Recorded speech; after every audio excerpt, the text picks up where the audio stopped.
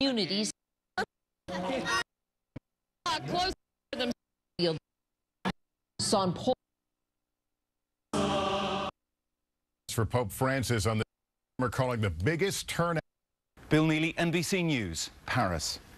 This was a historic day in the Philippines, what some are calling the biggest turnout ever for an appearance by a pope. It was the final mass for Pope Francis on this extraordinary Asian tour.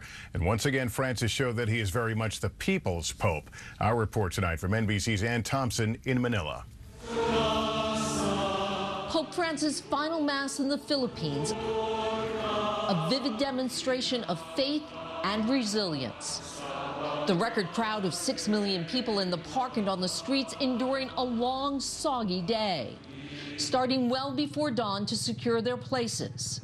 Son Paul and his wife came all the way from Vietnam. Why is it so important to you to see him? Because I love him. Nearly 5 football fields from the altar, the Pope-mobile would be their only chance.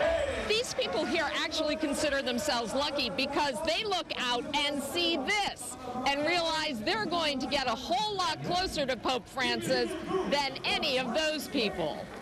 Even more important than what you could see was what you could get under. Can I come join? Yes. Thank you. Yes. Are you all friends? No. No. You're strangers? Yes. But you're friends now? Yes. Francis urged Filipinos to work together to protect their communities and families, especially the children. We need to care for our young people, not allowing them to be robbed of hope and condemned to the life on the streets. Earlier in the day, he heard from a child who once lived on the streets. 12-year-old Glycel Palomar wept as she asked the Pope why God would let children suffer and why so few people help them.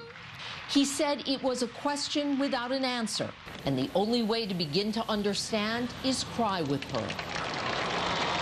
The Pope drove home another theme of this trip, protecting the environment, telling the faithful to take care of the beautiful garden that is the earth and each other.